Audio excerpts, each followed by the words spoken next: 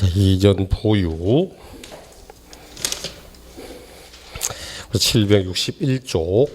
761쪽에 보유기간, 거주기간의 요건 앞에 있죠. 일반 지역은 2년 이상 보유만 하면 되고 단 조정지역 안에서는 보유한 기간 중 2년 이상 거주를 해야만 비과세된다고 이야기를 했습니다.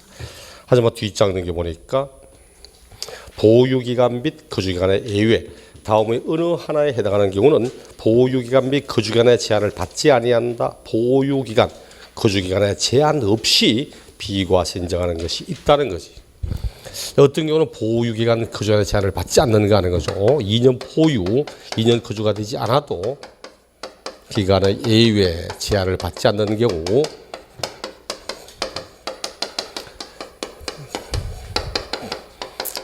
이때 보유기간은 취득일부터 양도일까지를 말합니다. 취득일부터 양도일까지 단 가지고 있는 동안에 노후화되거나 화재가 나거나 독에 무너지거나 하여 재건축한 주택이라면 재건축하기 이전에 원래 가지고 있던 보유기간과 재건축한 기간은 그 새로 취득한 재건축한 주택의 기간을 통산하여 보유기간 따집니다.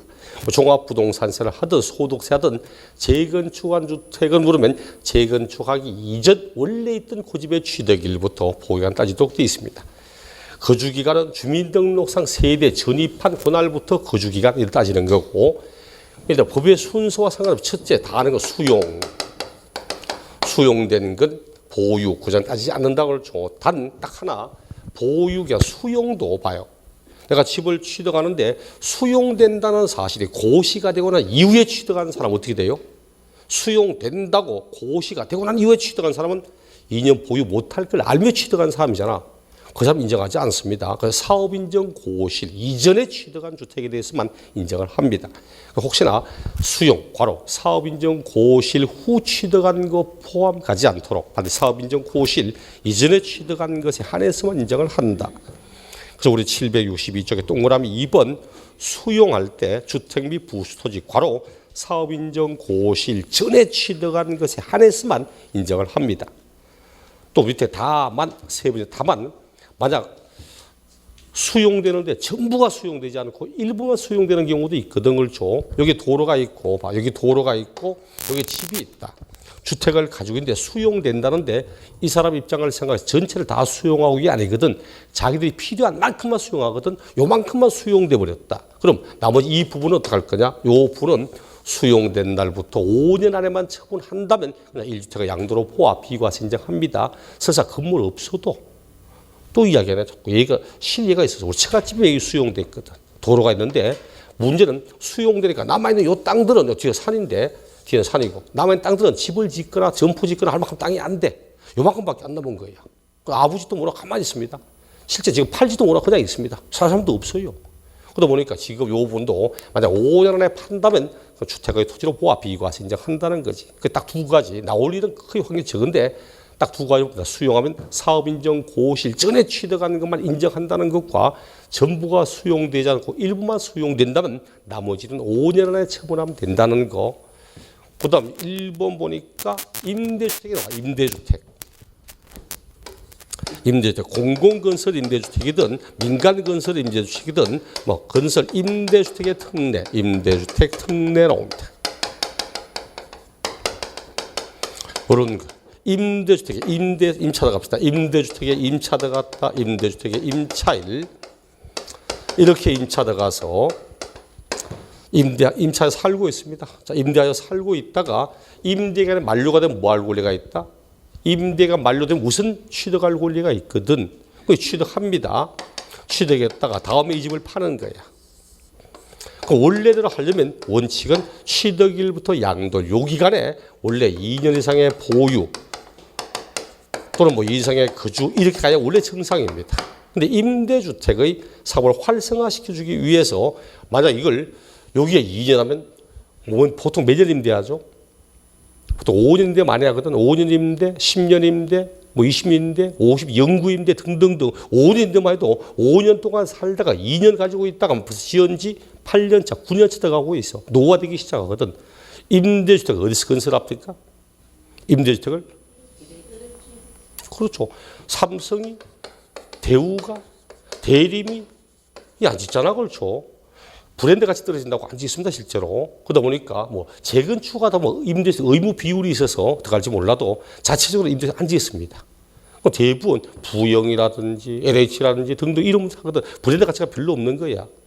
거기에다가 중대형 평수 거의 안 살죠. 옛날에 임대주택가 13평, 15평, 17평, 19평 이런 거지 20몇 평도 없었어. 지금은 20몇 평도 있긴 합니다, 이제는. 하지만 소형 평수 위주지 마감자재 채급자 쓰는 게 아니잖아. 서울 같은 경우도 지하철역 딱 내리면 바로 인근에 있고 아니야. 대부분 마을버스 타고 새로 들어갑니다. 위치도 별로야. 조망권도 별로야.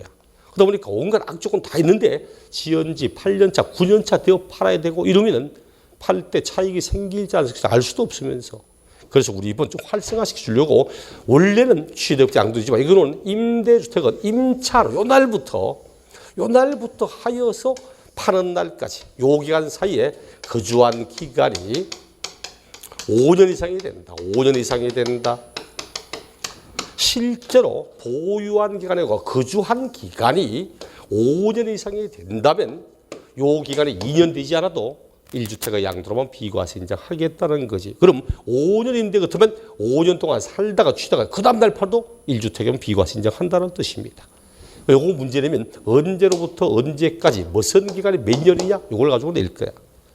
그 다음 3번, 4번은 같은 요건 보시면 3번 해외 이주 이민 가는 거지. 그렇죠. 해외 이주. 네 번째 1년 이상 국외 거주.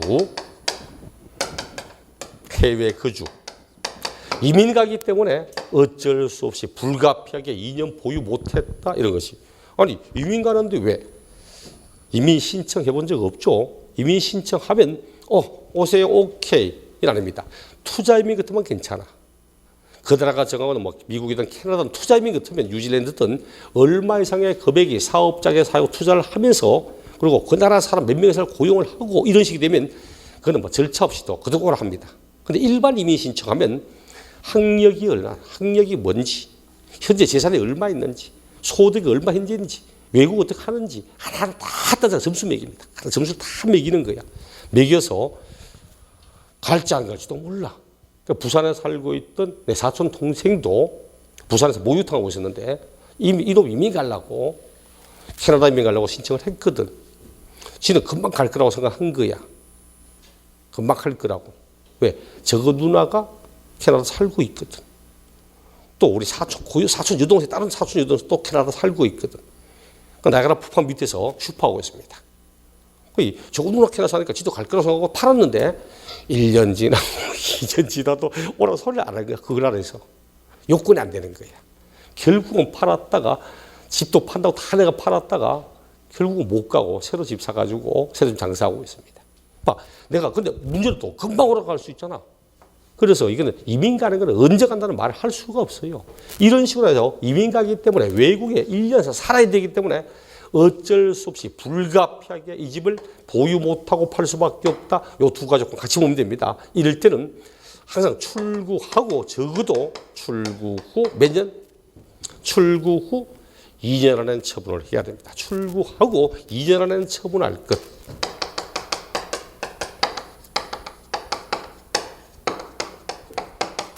이러니까 두 분이 선생님 아니 출구하고 그럼 2년 지나서 팔아도 처분할 것. 2년 지나 팔아도 파는 날 현재 2년 이상 보유되지 않았냐고. 그렇죠? 맞죠? 파는 날 2년 이상 보유했잖아. 내가 집 한 개 있다. 이민 갔다. 그리고 3년 뒤에 팔았다. 파는 날 현재 2년 이상 보유됐잖아. 하지만 이민 가고 하는 순간부터 대한민국에 주소가 수 없는 비거주자입니다. 1세대 1주택은 거주자에 대해서 적용하는 규정이지 비거주자 적용 안 합니다. 이 경우는 당신 비록 출구하여 비거주자가 되었다 해도 2년 안에만 판다면 비거주자 양도라 해도 비과세 인정하겠다. 2년 지나 팔면 당신은 비거주자이기 때문에 인정할 수가 없다. 이런 의미가 되는 겁니다. 이건 항상 출구하고 2년 안에 처분한다. 집 2개 가지고 있다가 안 돼. 1주택의 양도일 때만 적용하는 겁니다.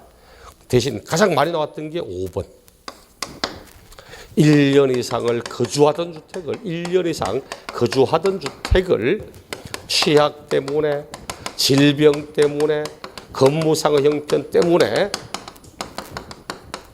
형편 등으로 양도합니다. 형편 등으로 양도하고 어디로 가는가? 다른 시군으로 간다. 다른 시군으로 이전하고 있다.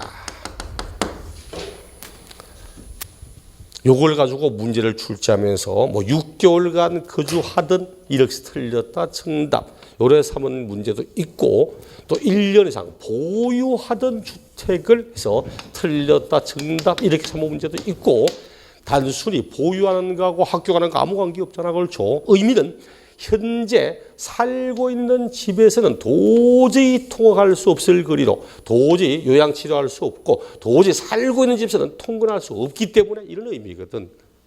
그래서 어쩔 수 없이 그것이 가능한 지역으로 갈 수밖에 없다. 이런 식의 의미입니다. 단순히 보유라는 거 아무 관계 없잖아.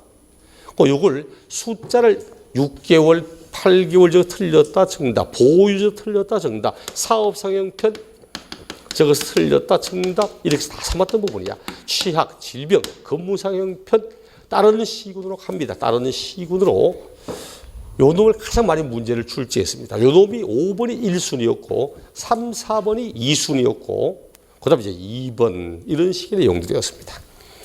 근데 과거에 우리 판례상에 실제 판례상에 갑은 서울특별시 강남구 수서에 살았어. 사다가 경기도 복정으로 이사를 가는 거야.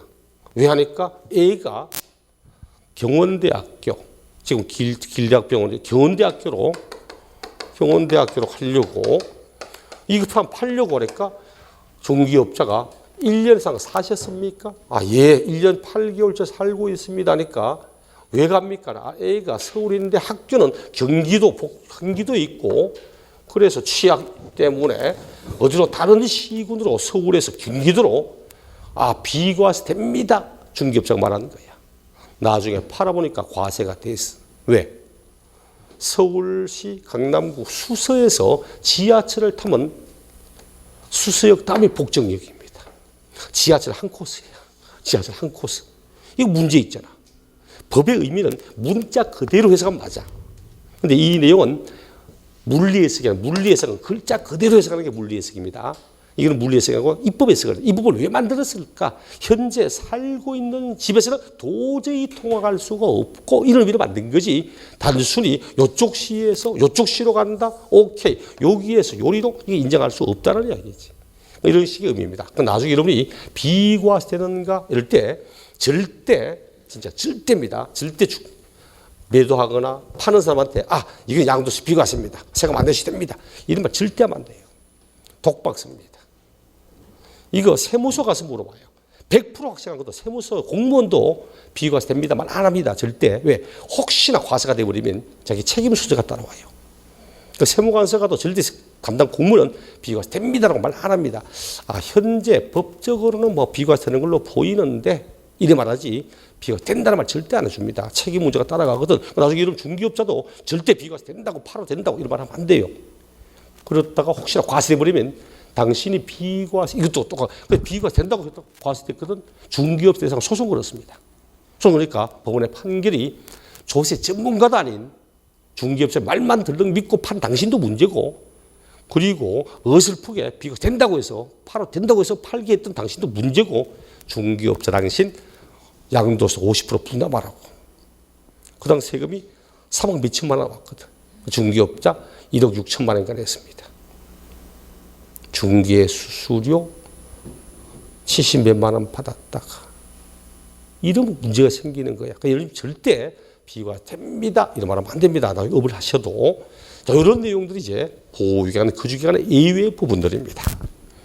근데 763쪽에 조정대상 지역에는 2년 이상 거주해야 된다는데 조정대상 지역이라 해도 2년 거주기간의 예외가 있다. 이건 안 보셔도 괜찮습니다. 이건 안 보셔도 되고 밑에 거주기간, 보유기간 통산 그건 1번만 보시면 돼. 앞에 있죠. 거주하거나 보유하는 중에 소실, 도괴, 노후 등으로 인하여 멸실되어 재건축한 주택은 앞에 멸실된 주택과 재건축한 주택의 기간을 합쳐서 보유, 거주기간 따진다는 거. 그거 알면 아시면 되는 거고. 그 다음에는 자 보세요. 그 다음에는 미등기 아닐 것. 미등기 아닐 것. 요거 했다. 단 예외는 뭐 미등기라 해도 앞에 있습니다. 미등기라 해도 건축 허가 받지 않아서 등기 불가능했던 것. 무허가 1세대 1주택. 허가를 받지 않았을 때 등기 불가능했던 것은 미등기라도 미등기로 보지 않고 비과세 인정한다는 거. 물론 주택이라도 뭐 법률 규정, 법원의 결정에 따라 다 맞습니다. 단 상가는 무허가로 지었고 등기 불가능하고 이 비과세 안 됩니다. 하지만 주택만큼은 허가를 안 받았기 때문에 등기 불가능했던 것은 미등기라도 미등기로 보지 않겠다 이렇게 하는 거고, 그 다음 자, 지금까지 1세대 1주택 비과세권 다 갖췄습니다. 자, 1세대 1주택의 비과세권을 모두 갖췄다. 비과세권을 모두 충족했습니다. 그럼 비과세권 다 갖추면 비과세 하면 되잖아. 그런데 이 집이 겸용주택이면 어떡할까? 겸용주택이면 이 집이 고가주택이면 어떡할 건지, 이 집이 다가구주택이면 어떡할 건지, 다가구주택 세 가지 특례적인 이유가 나옵니다. 겸용주택과 고가주택과 다가구주택 이런 거 우리 교재도 여러 번 나와. 760쪽에도 겸용주택, 다가구주택 나오고 764쪽에도 고가주택, 겸용주택, 다가구주택 등등등 피사 나옵니다. 우리 겸용주택은 앞에 돼 있죠. 주거와 주거하는 용도가 함께 사용되는 것. 하나의 건물에 주거용과 아닌 게 함께 사용되는 게 겸용주택이라 해서 재산세는 주거용이 100분의 50 이상이 되면 전부를 주택으로 보고 이렇게 했습니다. 하지만 우리 소득세는 참고로 봅시다. 참고로. 왜? 요거 내년에 개정됐거든. 내년에 개정됩니다. 올해까지만 이렇게 하고 내년부터는 개정하기로 이미 확정되어서 법은 나와 있습니다. 그래, 내년에 개정될 거 올해 시험에 당신 이거 알고 있냐? 이게 나올 일은 거의 없기 때문에 참고적으로 현재는 주거용으로 사용되는 부분의 면적이 주거하는 용도 면적보다 클 때는 전부 주택입니다. 그럼 봐, 전부 주택이잖아. 주택은 비과세는 다 갖췄잖아. 그럼 전부 비과세하는 거야. 근데 주거용의 면적이 아닌 용도보다 적거나 같다면 주거 부분만 주택입니다. 주거 부분만 주택. 주거용으로 사용되는 부분만 주택이라고 한다. 그럼 주택은 비과세권 갖췄잖아. 그럼 주거용으로 사용하는 이 부분은 비과세하고 주거하는 용도로 사용하는 이 부분은 과세하겠다는 이야기지. 이걸 숫자로도 최근 들어서 뭐 숫자로 계산 문제식으로 낸 적도 있습니다. 근데 고민할 필요는 없어. 그때 문제가 뭐 200제곱, 5회 때 문제도 200제곱미터 건물 200이다. 그런데 주거용이 50이다. 주거 2회가 상가가 150이다. 그럼 비과세권 다 갖췄답니다. 그럼 50제곱미터 비과세, 150제곱미터 과세 됐죠? 그럼 대지 면적은 800이었다. 대지 면적 800. 하면 200 가운데 50, 4분의 1이잖아. 200 가운데 154분의 3이잖아. 그럼 대지 면적 가운데도 4분의 1, 200제곱미터는 주택의 부수토지 비과세, 4분의 3, 600제곱미터는 상가용 건물 토지로 과세. 이런 식의 문제였습니다. 내년부터는 주거용의 면적이 2회보다 크든 작든 같든 관계없이 그냥 주거용은 주거용, 아닌 것은 아닌 것 이렇게 하겠답니다. 하지만 현재로서는 이렇습니다. 현재로서는 주거용의 면적이 클 때만 전부주택이고 적거나 같다면 주거 부분만 주택. 고가주택은 양도가액이 실거래가액으로 실지가액으로 9억 원이 초과되는 주택, 9억 원 초과하는 주택입니다. 그럼 나는 1세대 1주택 비과세는 다 갖춘데 이 집을 10억에 팔았다. 그럼 비과세 할까 안 할까? 10억 원에 팔았다? 전부 과세할까? 아니다 그렇죠. 9억이 초과되면 9억 원까지는 비과세합니다. 여기까지는 비과세하는 거예요. 9억이 초과되는 이 부분에 대해서 여기 이제 고가주택 부분입니다. 이 부분을 과세하자는 거지. 만약 9억이 초과된다고 전체를 다 과세한다 이래버리면 정확히 9억에 파는 사람은 비과세인데 9억 1원에 파는 사람은 전부 과세하고 이런 식으로 하면 이를 세법상의 통상 문턱효과라고 합니다. 문턱을 딱 넘어가면서 살짝 넘어가기 전인데 건너가다가 발딱 걸리면 통째로 자빠져버리는 이런 식의 내용, 형평성의 문제가 되는 거야. 그래서 나는 1세 비과세 조건 다 갖췄는데 12억에 팔았다. 12억 가운데 팔았으면 양도가 이게 12억이거든. 양도가 12억 가운데 얼마까지는 비과세예요? 9억까지는 비과세하잖아. 9억을 초과되는 부분 과세하잖아. 요건 과세하거든. 그럼 여러분이 시험에 혹시나 계산 문제 나오면 얼마 양도했다면 양도가액 가운데 9억. 요 부분은 비과세. 9억이 넘는 3억 요 부분은 과세. 그 비율 딱 나눠 비율.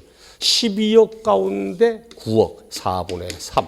12억 가운데 3억 4분의 1. 전체 경비는 취득가액 자본치에서 전체 경비는 8억이었다. 그렇다면 4억. 4억 전체를 과세하는 거 아니야. 4억 가운데서는 요 부분을 통하여 발생된 차익도 있고 이 부분을 통해 발생된 차익도 있잖아. 그 요 차익을 반드시 요 비율대로 나누어서 곱하기 우리가 과세하는 건 9억 가운데 12억 가운데 9억 초과분이거든. 그래서 4억 곱하기 4분의 1. 1억. 요 부분이 바로 고가주택의 양도 차익입니다. 아마 교재 공식도 있을 거야. 공식 절대 쳐다보지 마. 보지 말고 양도가액 가운데 9억에 해당하는 부분과 9억 초과되는 부분을 딱 금액을 나누어서 비율만 정해놓고 차익을 그 비율대로만 나누면 된다는 뜻입니다. 그럼 3억 가운데 3억은 4분의 3, 3억은 비과세되고 1억만 과세하는 거야. 작년 이 30편가 시험에도 이렇게 되었을 때 이 경우 과세되는 양도 차익은 3억 원이다. 있을 수 없지. 차익은 과세된 차익은 1억 원입니다. 1억 원. 이런 식으로 문제를 냅니다. 과거에는 한 문제를 냈는데 지금 한 문제 내지 않고 지문 하나 정도 내는 이런 식들의 내용입니다. 다가구는 재산살 때도 이야기해서 혜택 준다, 불이익 준다. 세법상에 다가구 혜택 준다, 불이익 준다. 혜택 줍니다. 세법상에 다가구 시다면 무조건 혜택을 준다고 생각해야 돼. 그럼 다가구는 단독이다, 공동이다? 단독이잖아. 다세대는 공동이고 다가구는 단독입니다. 하나의 단독주택인데 여러 가구가 살아갈 수도 돼 있다는 거지. 그럼 이걸 한 개로 보는 게 혜택이다, 여러 개로 보는 게 혜택이다? 이때는 한 개지. 왜? 한 개로 봐야만 1세대 1주택의 양도가 되잖아. 1주택의 양도. 한 개의 집을 가지는 걸로. 원칙은 한 개로 봅니다. 한 개로. 얘는 굉장히 쉬워. 착합니다. 이렇게 말하거든. 각각의 단위로 판다. 각각의 단위로 양도한다. 요 말과 전체를 하나의 단위로 양도하고 각각으로 팔면 다가구를 각각 팔 수 있다 없다? 없어. 각각 팔려면 구분 등기 돼야 되거든. 각각 판다는 말은 구분 등기가 이루어졌다는 이야기야. 구분 등기가 있다는 말은 각각 독립부동산이라는 뜻이야. 이때는 각각 독립된 주택입니다. 각각 독립된 주택. 대신 전체를 따로따로 팔지 않고 하나의 단위로 통째로 사고 팔고 있다. 이제는 한 개의 단독주택의 양도입니다. 그래서 이걸 고가주택과 연결하면 각각의 단위로 팔면 하나하나가 9억이 추가되는가 따질 거고 전체를 하나의 단위로 팔면 전체가 9억이 추가되는가 따질 거고 겸용주택도 주거용이 크다. 전부주택이다. 전부가 9억이 추가되는 거 볼 거고 주거부만 주택이다. 주거부만 9억이 추가되는 거 볼 거고 다 연결돼 있습니다. 그래 옛날에 이건 겸용주택, 고가주택, 다가구주택 생각보다 시험에 굉장히 자주 언급됩니다. 굉장히 자주 언급되니까 반드시 꼭 보셔야 될 부분이었습니다. 그 교재도 760쪽 겸용주택 박스 보듯이 주거용 면적이 2보다 크면은 전부주택, 적거나 같다면 주거부주택. 그럼 다가구주택 한 가구가 독립하여 거주할 수도 구획됨을 각각 하나의 주택으로 본다. 단 해당 다가구를 구획된 부분별로 분양하지 않고 하나의 단위로 양도한다. 하나의 단위로 판다면 전체가 한 개의 주택. 각각 팔면 각각 독립된 주택 이렇게 이야기를 하는 겁니다.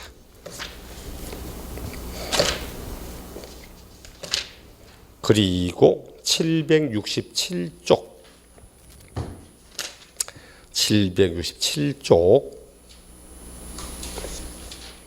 조합원 입주권의 특례. 조합원 입주권 특례 봅시다. 원래 법에 있던 건데 이걸 비과세라고 별도로 떼가지고 원래 새로 이야기를 합니다. 원래 법에 있는 내용입니다. 있는 내용인데 비과세라고 따로 이야기를 해서 그렇지. 조합원 입주권을 한 개 소유한 1세대, 입주권 한 개 가지고 있는 세대입니다. 그런데 1세대가 어떤 세대냐니까 1세대가 사업시행계획 인가일, 괄호 인가일 이전 기존 주택이 철거되는 때 기존 주택 철거일 현재 1세대 1주택으로 비과세권을 충족한 기존 주택을 소유하는 1세대입니다. 현재 입주권 한 개 가진 1세대가 이 1세대를 이미 사업시행 인가일 이전에 비과세권을 갖춘 고집을 가지고 있던 1세대입니다. 1세대가 다음의 어느 하나 요건을 충족하여 양도하는 경우 해당 입주권을 양도하여 발생한 소득은 과세하지 아니한다. 단 9억이 초과되면 과세한다. 쉽게 봅시다. 법을 너무 어렵게 만드는 것 같아. 자, 갑은 주택을 취득했습니다. 주택을 취득하여서 쭉 소유합니다. 소유하는 동안에 요 시대 때 재건축, 재개발 사업이 시행됩니다. 재개발, 재건축 사업 등이 시행된 거야. 사업시행 인가가 됐습니다. 문제는 요날 현재 사업시행 인가, 요날 현재 이 집은 1세대 1주택으로서 비과세권 다 갖췄습니다. 쉽게 말해서 비과세권 다 갖춘 이 집이 만약 재건축, 재개발 사업 되면 이 사람 뭐 가지게 돼요? 재개발, 재건축, 조합원 입주권, 조합원 되잖아. 그 입주권을 가지게 된 거야. 요 입주권을 팝니다. 요 입주권을 파는 거야. 입주권은 주택이 아니다. 입주권은 원래 부동산을 취득할 권리지 주택 아니잖아. 하지만 세법상이나 양도소득은 그 입주권도 주택과 거의 같이 봅니다. 이 집을 파는 거, 요걸 파는데 뭘 파는가 보니까 종전에 가지고 있던 이 집 파는 걸로 봅니다. 종전주택을 파는 걸로 보는 거야. 비과세 요건을 갖춘 종전주택. 요 주택을 양도로 봅니다. 그렇다면은 비과세권 갖춘 이 집을 파는 거니까 이 집 입주권 파는 날 현재 다른 주택이 없다. 입주권 파는 날 현재 다른 집이 없다. 그럼 어떻게 돼요? 저 집 파는 거니까 1세대 1주택이고 비과세 다 갖췄잖아. 그럼 비과세 합니다. 근데 이 사람도 입주권을 팔기 전에 다른 집을 사봐. 이 입주권을 처분하기 전에 다른 주택을 취득했다. 그럼 어떻게 하면 돼요? 종전에 1주택을 소유하던 1세대가 종전집을 팔기 전에 새로운 집을 샀잖아. 새로운 집을 사면 종전집 몇 년 안에 팔아야 돼? 그렇지. 그래서 3년 안에만 입주권을 양도한다면 역시 이 집도 비과세한다는 이야기야. 이 이야기하는 겁니다. 똑같아. 그래서 1세대 1주택 비과세권 다 갖춘 집이 재개발, 재건축 사업 등으로 인하여 입주권이 되었을 때 이 입주권은 비요건을 갖춘 이 집 파는 걸로 보아 다른 집 없으면 그냥 비과세할 거고 다른 집을 먼저 샀다면 이 집 산 날부터 3년 안만 판매된다. 단 원래 신설된 것은 지금까지는 이 입주권 얼마에 팔든 상관없었는데 이제는 단 만약 이 입주권이 9억이 초과된다면 고가주택의 양도로 보아 9억 초과 부분은 과세하겠다. 그 놈을 단서를 올해 새로 신설했습니다. 단서 부분을. 그래서 다만 입주권 양도가액이 실거래가액으로 9억이 추가되면 추가되는 부분은 과세하겠다. 동그라미 1번 봐. 양도하는데 다른 집이 없다면 비과세한다. 2번 양도한 날 현재 조합원 입주권 외에 1주택을 소유했다 해도 해당 주택을 취득한 날부터 3년 안에만 입주권을 양도한다면 비과세하겠다. 이런 이야기였습니다. 그 뒷장에 있는 768쪽 이건 안 보시됩니다. 요거는 입주권이 주택과 똑같은 개념. 자, 칠판 잠시 우리 아까 든 거 현재 주택을 한 개 소유하고 있다. 1주택을 소유하고 있다. 이 집 산다부터 조합은 입주권을 취득했다. 입주권을 취득하는 거야. 입주권을 취득했다. 그럼 똑같이 입주권 취득은 요 날부터 3년 안에만 양도한 다음에 주택을 팔면 역시 또 1주택의 양도로 보겠다. 양도소득세는 웬만하면 입주권은 주택으로 봅니다. 주택으로. 똑같이 입주권 취득한 날부터 3년 안에 이거 팔면 된다. 어이? 문제는 뭔지 압니까? 여기 지금 재개발, 재건축하거든. 내가 집을 가지고 있는 상태에서 재개발, 재건축, 분양권 샀어. 근데 문제는 이 재개발, 재건축이 언제 완성이 돼요? 언제 완성이 돼? 짧으면 3년 얼마지만 길면 4, 5년 가기도 하거든. 그럼 이 집은 팔았는데 아직 아파트 완공 안 되고 이럴 수도 있잖아. 그래서 두 번째, 3년 안에 팔지 않고 기다렸다가 이 집이 완성이 되면 완성된 날부터 1년 안에 이 집으로 입주하고 그리고 또 몇 년 안에 집 팔면 되고 이런 것도 있습니다. 나중에 실무하려면 알아야 돼. 근데 시험에는 그까지를 원하지 않습니다. 원래 법에 있는 내용이지만 그게 768조 양가로 2번 호구거든. 국내 집을 한 개 가진 1세대가 1주택을 팔기 전에 입주권 취득했다. 그래서 일시적으로 주택 한 개, 조합원 입주권 한 개 가지고 있다면 종전집을 산 날부터 1년 지난 후에 입주권 취득하고 그 입주권 취득부터 3년 안에만 종전집을 판다면 똑같은 요건이잖아. 앞에 1세대 2주택. 그 밑에 1주택을 소유자가 양도하기 전에 입주권을 취득함으로써 일시적으로 소유하게 되는 경우 조합원권 취득함부터 3년 지난 후에 종전집을 양도하는 경우라 해도 다음 요건을 모두 갖췄다면 1주택을 양도로 본다. 그래서 요거 완성되고 난 후에 2년 안에 그 집으로 이사를 하고 또 그 집으로 이사하고 난 뒤에 또 2년 안에 종전집을 팔고 등등등. 요거 나중에 실무하실 때 보시면 됩니다. 시험에서 물어야 될 내용은 아니라서 참고적으로 하시고 시험에서 알아야 될 때 요거 기본적으로 1세 비과세권을 갖춘 집이 재건축, 재개발 사업의 시행으로 인하여 조합원 입주권 되면 이 집 파는 걸로와 다른 것 없으면 비과세 등등등 이런 정도 알면 됩니다. 요 놈까지가 전체 진도 부분이었습니다. 다음 시간에 1년 이상 저거 치약 질병 형편성으로 해서 1년 이상 보증을 하잖아요. 근데 팔기는 언제까지 팔아야 돼요? 파는 건 언제까지? 파는 거에 문제 없어. 이건 지금 뭐냐니까 보유 거주가 안 돼도 그렇다는 이야기지. 팔 때 2년 이상 보유 거주 됐다면 아무 문제가 없지. 요거는 2년 보유 못한 상태에서 팔 때, 2년 거주 못한 상태에서 팔더라도 이런 요건이라면 보유 거주가 안 됐다 해도 인정하겠다 이런 것이 파는 거 언제 파든 상관없습니다. 됐죠? 집이 응? 예를 들어서 조정 지역 안에 노부모도 있었고 같이 있었잖아요. 근데 합쳤을 때 그냥 무조건 10년. 그렇죠. 또 이건 또 별개인데 왜 또 갑자기 이야기? 그거는 노부모 복량에 관한 부분이잖아. 그럼 둘 다 조정지역에 계시든 아니든 상관없어. 어느 것이든 10년을 먼저 팔면 됩니다. 네.